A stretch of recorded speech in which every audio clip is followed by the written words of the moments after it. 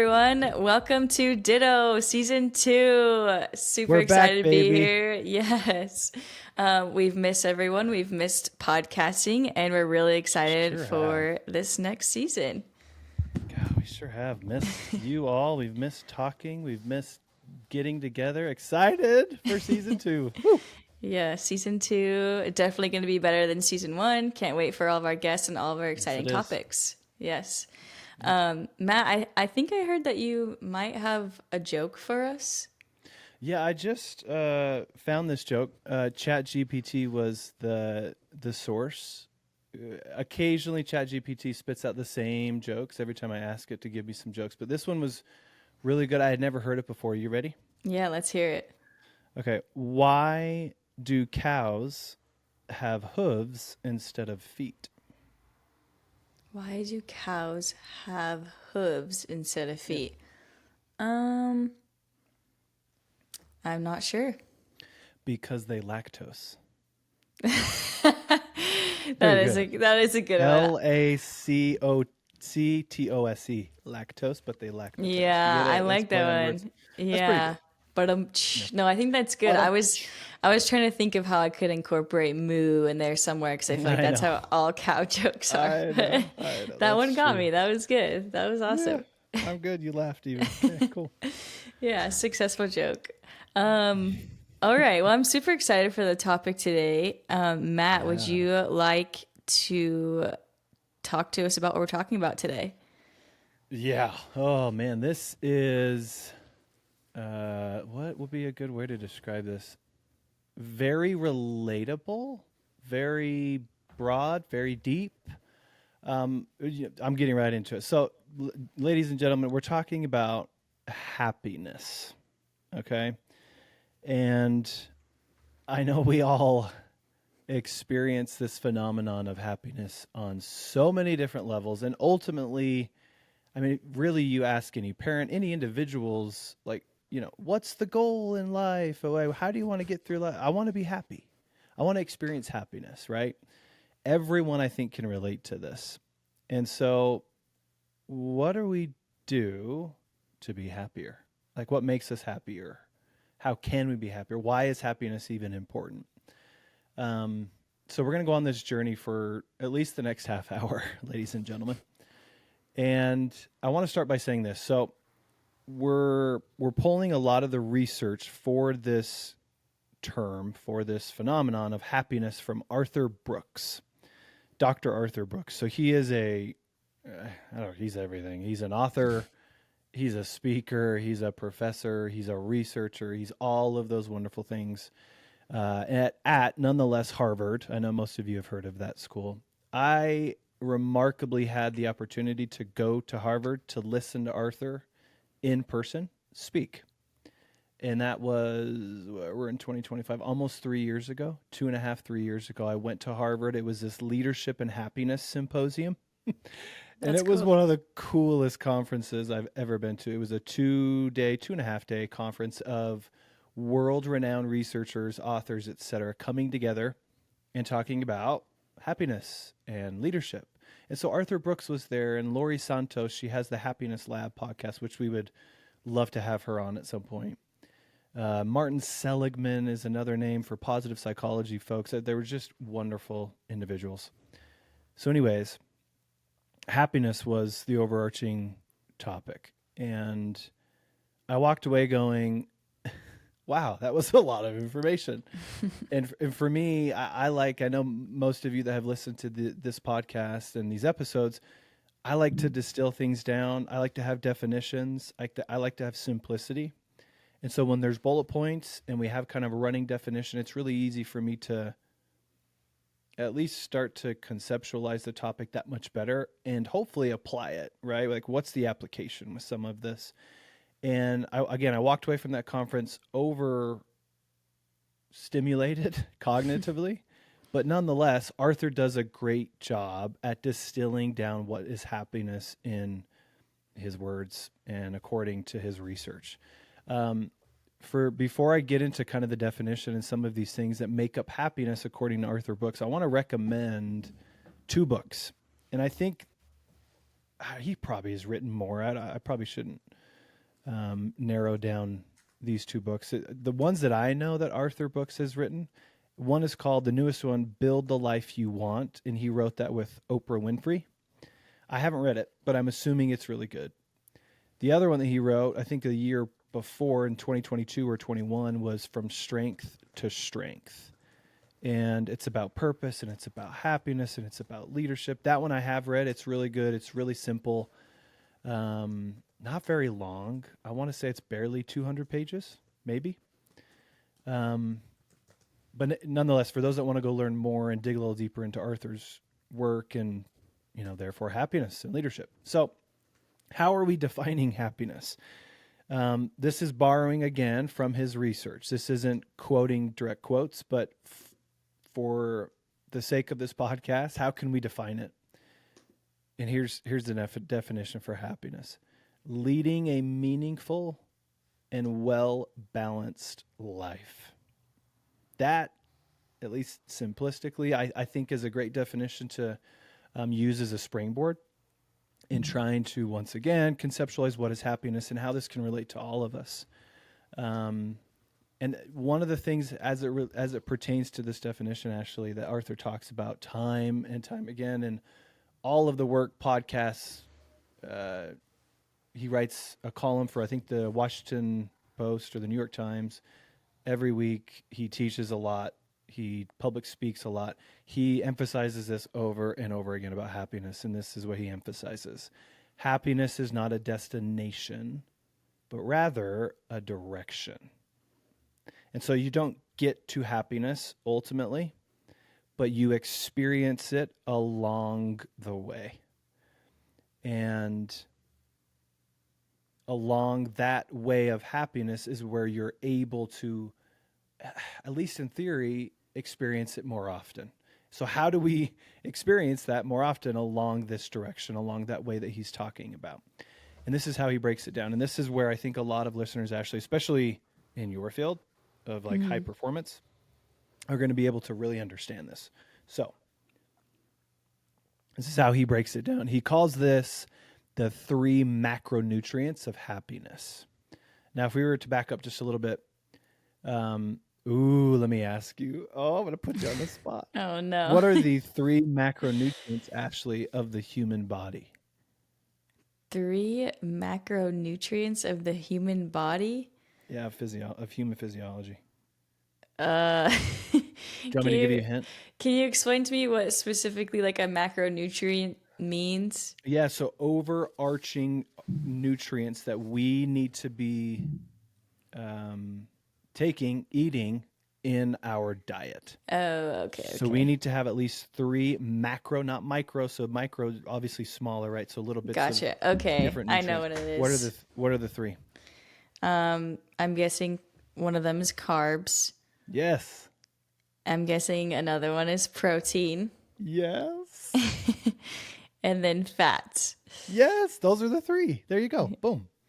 So according to Arthur, similar to our physiology, we need big, broad, overarching, aka macro nutrients in order to experience happiness and in order to be on this direction or this path of happiness and lead a meaningful and well-balanced life. So instead of proteins, fats, and carbs, it's the following as it pertains to happiness. First one is enjoyment. Second one is satisfaction. Third one is meaning or purpose, is how he kind of phrases that last one. So first one, enjoyment. This is how, and this is where I'm, again, paraphrasing some of Arthur's work and what he's written explicitly about these 3 macronutrients. So again, first one, enjoyment. This is meaning deriving pleasure from being in different activities, from engaging in these activities. So you're experiencing fun, fun and fulfillment, and it's bringing kind of these positive emotional affective experiences as a result of being in those experiences or those activities. Here's the kicker also with enjoyment that Arthur mentions over and over again. In order to really bring out enjoyment, it more than often needs to be in the presence of other people. And so when you're doing these activities and you're experiencing fun and fulfilling immediate positive affective responses or emotions, oftentimes that enjoyment is really going to be strengthened when it's with other people. And so this can be with teammates. This can obviously be with partners and spouses. This can be with other family members, friends, colleagues, you name it. I mean, Ashley, think back to any experience, whether it's recent or in the past, way long ago, when you think about like really having this experience of enjoyment, my guess is that it was in the presence with other people. Am I wrong? No, you're not wrong. You're 100% correct. Right. Yeah, I think that's something that makes what I do so enjoyable. I think that's something I love Yes. about team sports is being able to, and I know we'll get into the other ones later, but to enjoy playing a sport that I love, but doing it with other people, and not only doing it with other people, but being successful together with other Mm, people. And I think that's something that makes soccer so enjoyable for me, but also struggling with these people to get right. to get through something is also what brings me a lot of happiness as well. Yeah. I mean, I couldn't agree more. From a personal um, viewpoint, from my own life, I really miss being in athletics, whether it's, I've worked in some in college athletics or high school or maybe even professional. I miss being around a team environment because of everything that you just said. I Yeah. really enjoy being a professor and having all the autonomy in the world to teach my classes and do my research and come and go as I please, essentially have my office hours and do my thing. I love it. But I was just talking about this with my wife the other day, actually. I miss the team. Like, I have colleagues that are other faculty members, obviously, and they sit right around me. Our offices are just all kind of right there, right? But they do their thing and I do my thing. And then we Yeah. go home. And unless it's a monthly faculty meeting, we're not really coming together and sharing this enjoyment, this experience of human connection and shared experiences. I mean, sure, at times we can, but there's not a lot of it in academia. Yeah. Being a professor, being a researcher. So it is definitely something I miss. Um, anyways, but outside of my professional life, I think of traveling and going to different places and the small moments where I look back and think, oh my gosh, there was so much enjoyment in that experience. It's with my spouse, it's with my children, it's with my other family members, it's with my friends, right? Like 99% of the time, if you ask yourself this question, my guess would be, ooh, it was with other people. Like think back to a time where you really experienced enjoyment, presence of other people, and again, my guess would be yes. So Yeah, definitely. That's cool. there's the first one. Now here's the second one. This is an interesting one. Satisfaction. This is essentially having a sense or an experience of accomplishment and really kind of contentment when we have overcome something, like having this feeling of achieving goals, achieving objectives. But the kicker for this one is it's especially after you struggle. You have to experience the struggle. So here's my question, and please share any and all thoughts on this, Ashley, because I know you've Okay. had this probably, I don't know, every day, every month in your experience being in Yeah, I struggle a professional lot. sport. Even I'm if it's just kidding. small, though, right? Like whether it's Yeah. a micro struggle or a macro struggle, Yeah. you experience this satisfaction. Can you relate to this? Oh my gosh. Yeah, definitely. I think every day, but also I think there's two, like you said, with time, like you have these struggles that could be daily struggles, whether it's a hard training session or it's a hard lift, or maybe I'm having a hard time communicating with a teammate or communicating with my spouse, like these daily struggles that we experience all the time and that we're constantly like overcoming. But then you have like, if I look at a whole season, I feel like I could label each season has its own struggle within it. Whether that Mm-hmm. like in 2021, the whole world experienced COVID. We all had Yeah. to experience that together. But there was a lot of happiness at the end of it once we overcame COVID, but also our team won the championship and we were able to overcome so many different Yeah. obstacles and challenges together that winning that championship was like just that much sweeter. Or I Mm-hmm. think when things don't go according to plan or as you would have hoped or expected, but you're able to overcome them, I think that you have a lot more happiness or a lot more enjoyment or excitement about accomplishing that because Mm-hmm. you were able to overcome that struggle. So, I mean, those are just a few things. But yeah, I Yeah. think the struggle and the grind is real, but there's a reason why I keep coming back and doing it over and over is because I'm able to get that sense of satisfaction every time I overcome it. Interesting. So one would argue, especially at this level of sport, the highest level you can be at, it's a intermittent experience overall of struggle, overcoming, struggle, overcoming, struggle, overcoming, and it's what's keeping you coming back.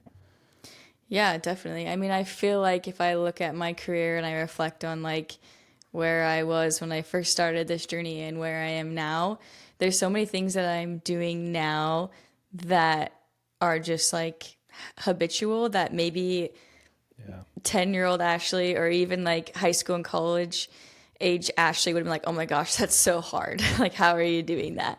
And Yeah. even when I think back to like something that I feel like a lot of soccer players or even athletes can relate to is like fitness tests. Like, I used to like Mm-hmm. absolutely dread those and they're always hard, but whenever they're done, I just am so happy and I have this huge sense of accomplishment and satisfaction. And I feel like I've learned over the years to love the hard work and love just working hard, grinding it out, getting better to a point where like I feel like if I go to a training session and we have an easy day, I'm not as satisfied Mm-hmm. because I didn't feel like I really like had to work Yeah. hard and put anything in. Even though that's a different like conversation, we need to have rest days and we need to be Sure. able to Sure. manage that. But when you get to this level, you almost become addicted to just like working hard and feeling that sense of accomplishment Mm-hmm. and that sense of satisfaction because you show up every day trying to get better. Yeah. God, so insightful. I love it. It's it's interesting how you have to shift your interpretation and your relationship with the struggle, like you have done, like you've just illustrated, in order to experience the satisfaction, which will then directly help you experience happiness along this direction that Arthur Brooks is talking about, right? Yeah, definitely. I think it's very similar to we've in season one we talked a lot about stress and like Yeah, how totally. it's not necessarily always bad to experience stress, but like you have to just acknowledge it and then you can overcome it. Hmm. Similar on the same vein of struggle, like it's not bad to struggle. It's not bad to like experience things that are hard. But like you said, if you can reinterpret that or use it to benefit you somehow, or just see that once you overcome this, you'll be so much happier or you'll have a huge sense of satisfaction, then it can make that struggle just feel a little bit more worth it. And then next time it comes around, you're like, okay, I can do this. Hmm. God, I love it. Yeah. God, thanks for sharing. I think of two quick experiences in my own life from a professional lens. The biggest satisfaction I have ever experienced professionally was because of the biggest struggle, and that was getting a PhD. I've shared this before on this podcast, quote unquote. I was never PhD material, and so Season one, Matt accomplishing Moore. that, yeah, go back there, yeah, yeah, yeah.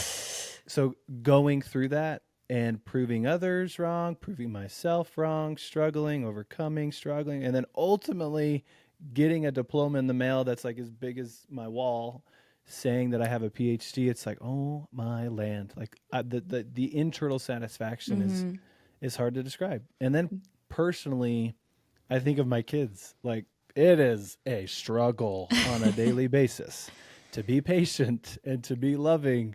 But at the same time, when they are cuties and they listen and they go to bed and they brush their teeth when they're told they're supposed to, it's very satisfying. Again, almost indescribable in terms of what level of satisfaction that looks like, and having that ultimately direct my happiness as a father. So, yeah, this is a really interesting category for Yeah, sure. that's cool.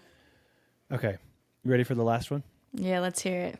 Here's the last macronutrient of happiness, and that is meaning or purpose, if that's the way you want to phrase it. For Arthur Brooks, of all three of these macronutrients, so let's go back, satisfaction and enjoyment, Arthur Brooks says that meaning/purpose is the one that we need to experience the most. And so if protein was the best macronutrient, we need to eat more protein than we do carbs or fats, think of it that way. And so basically this is what purpose and meaning is getting at. You are finding something greater than yourself. So connecting to something greater outside of oneself, which ultimately is providing this deeper purpose and long-term fulfillment towards your life. Mm-hmm. Now, I remember distinctly, again, sitting in this conference with Arthur Brooks and him expounding, obviously, on this one more than the other ones because he thinks that we need this the most. And he talked about a really interesting concept that directly correlates to meaning and purpose. And it was this idea of experiencing awe, A-W-E. Mm-hmm. And it was essentially, I love the way he described this, making yourself small and the universe big. I like that. Yeah, isn't that beautiful? Yeah. And so you think of that, or at least I do, from really a spiritual orientation. Like you're pursuing something greater outside of yourself. And so how do we do this? Well, religion is a wonderful way to go about making yourself small and the universe big. And this can be via God, via Buddha, via whatever God or religion or spiritual orientation you believe in. This can be going in the mountains. I do this every summer, and I will say I experience awe every time I go on a hike, because you look out at these vistas and you feel so small, right? The universe seems huge, and not only the universe, just the mountain range that I'm in at that time. And it's weird how, as a result of these experiences, being in the mountains, being religious, engaging in meditation, whatever it might be, how you experience meaning and purpose. And especially for those that struggle with anxiety and struggle with stress, it's amazing how beneficial this one can be on a daily basis. Because when we make ourselves small and the universe big, our problems seem small. And we tend to strengthen the capacity to overcome the challenge or the setback or the hardship that we're experiencing in that time, because it seems smaller, because of us experiencing awe, meaning, and purpose. Thoughts on this one, Ashley? I mean, I think it's really powerful. I've never really thought of it that way, about making yourself small and the universe big. But I feel like I'm sure a lot of us do that when we need to zoom out a little bit, or we need to put like things into perspective. I feel like that's very similar to adding meaning or purpose, is just realizing that there's other things that are more important or that are bigger than you and your problem or your struggle right now.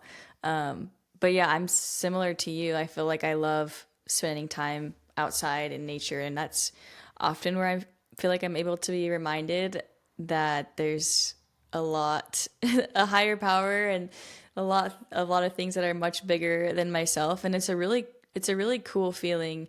I feel like I've been able to travel the world, and I've had these experiences when when I was in Melbourne, Australia, and we were on the was it the Great Ocean Road, where they have the 12 apostles. I can't remember. There's like the golden something. I get it mixed I know up. what you're talking about, I think it's the I can't Great remember it. Ocean Road. I don't know. Okay. I'll look it up. Yeah. But anyway, we were on this like cliff above the ocean, and it was just like, it was a surreal view, and I was just like, wow, I feel so small. in this moment, but it was like one of those moments that I'll never forget just because of the feeling I was able to have of like, I am so small right now, but this is beautiful. And God has created this earth for us to be able to enjoy like this, and it's really cool. So yeah, I've never really thought of it that way. But I have a question for you Yeah, about cool. this one specifically. Hmm.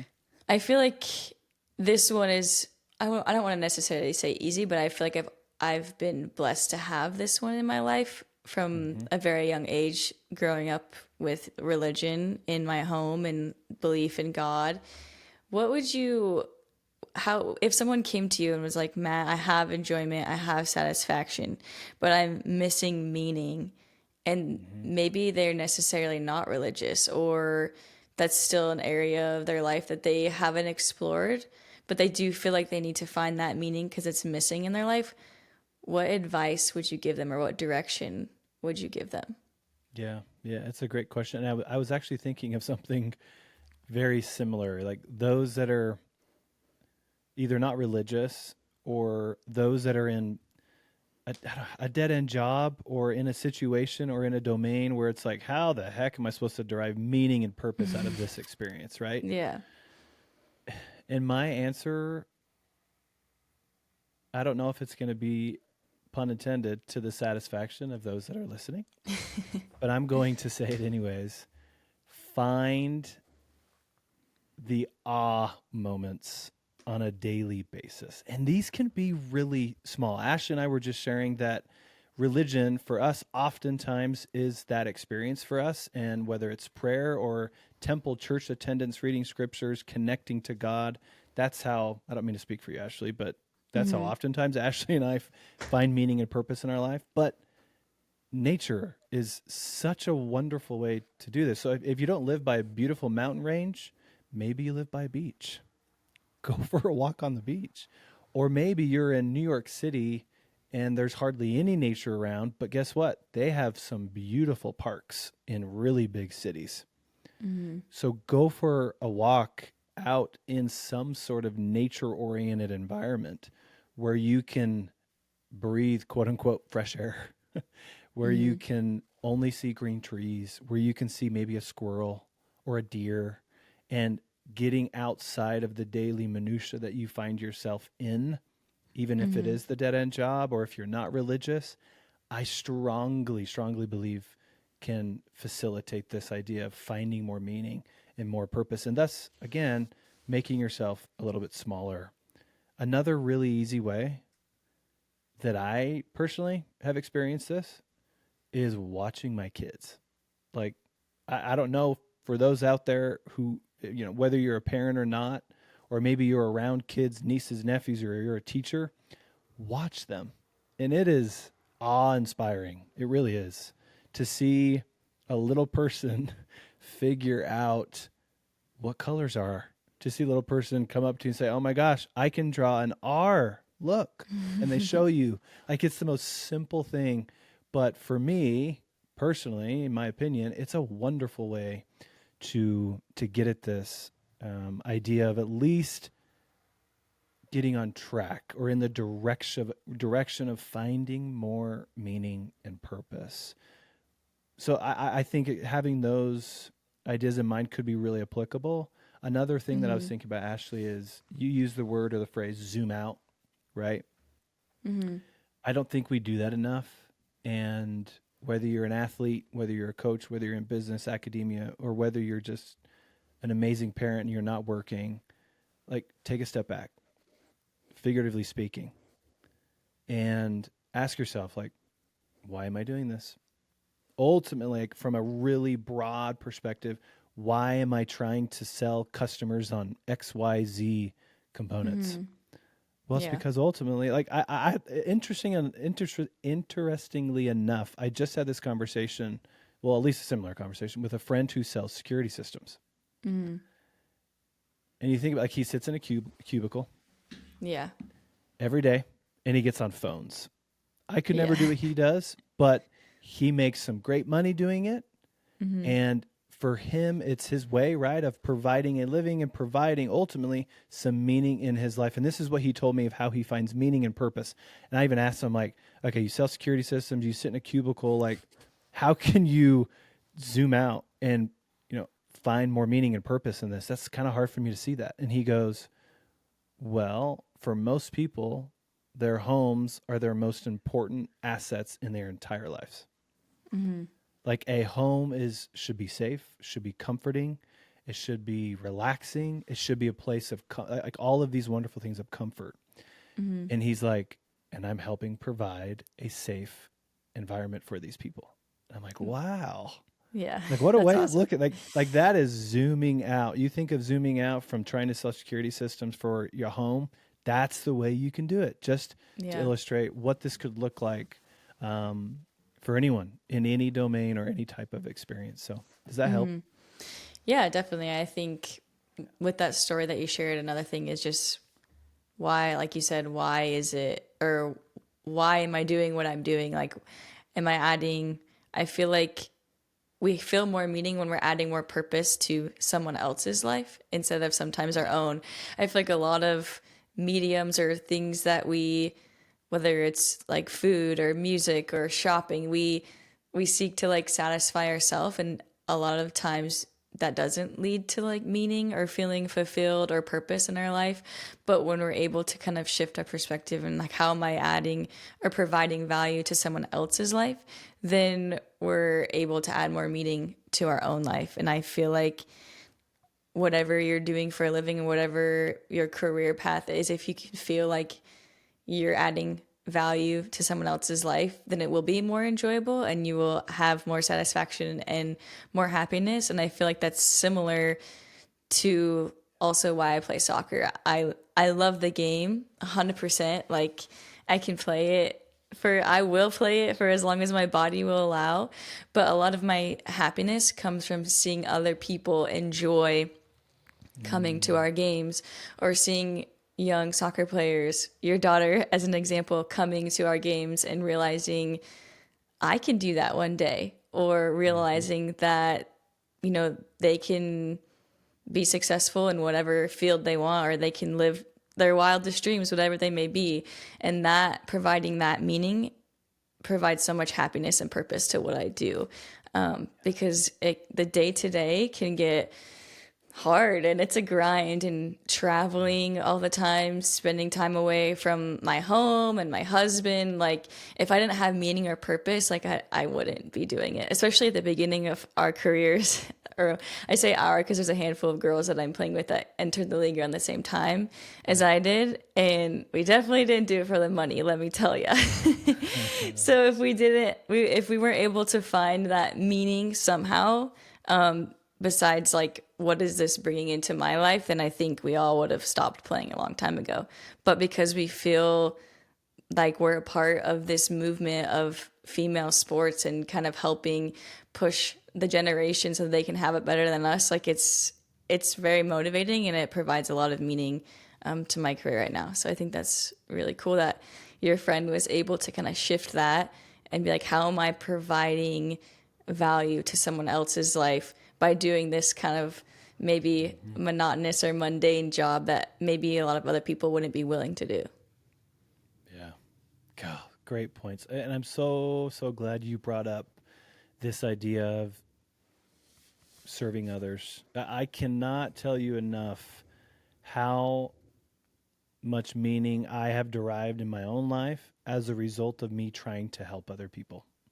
I would argue, as you just pointed out, Ashley, it might have to be like a micronutrient to Yeah. this macronutrient of meaning, like finding a way to serve others and provide value in someone else's life. I think of a quick story of a leader in Ashley and I's church, and he was serving in LDS missions. For those of you that probably know, guys usually go on mission for 2 years, girls usually go on missions for 18 months.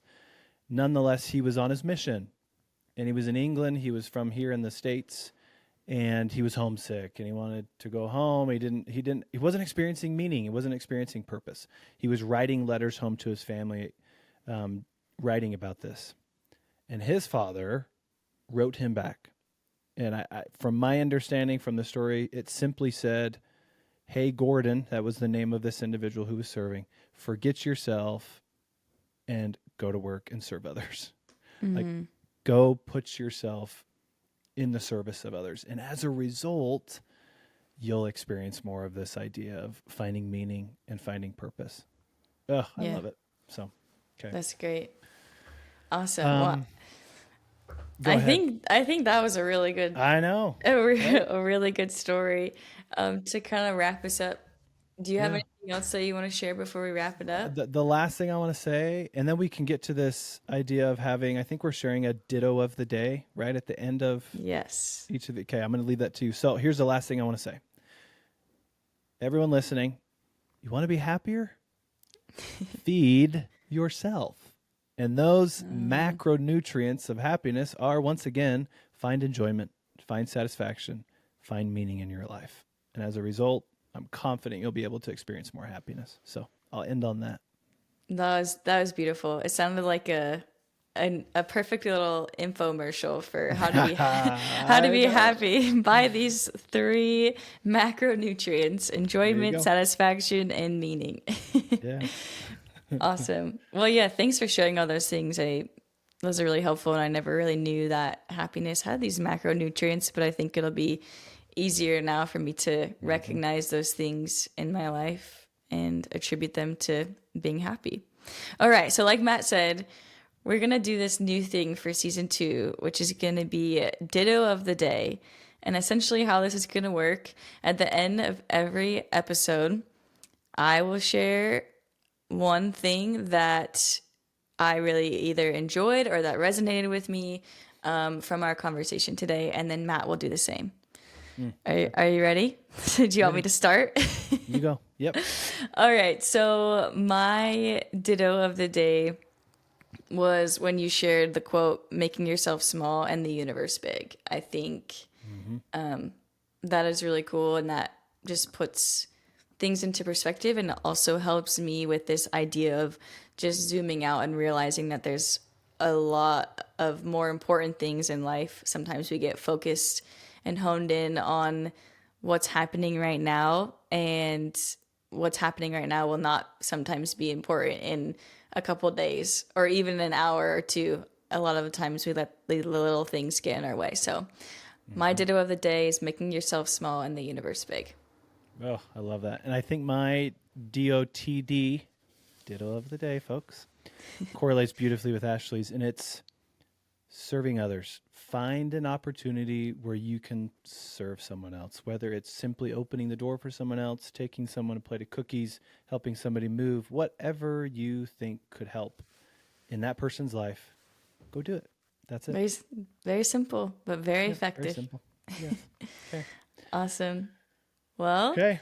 thanks We did it. everyone. First episode of season 2. In the books. Yay. And as always, please like, share, subscribe, all the wonderful things to help us spread the word about Ditto. I will also make sure to share those books that Matt recommended in the notes. So if you're interested in reading those books, just check out the notes. Thanks, everyone. Adios. Bye.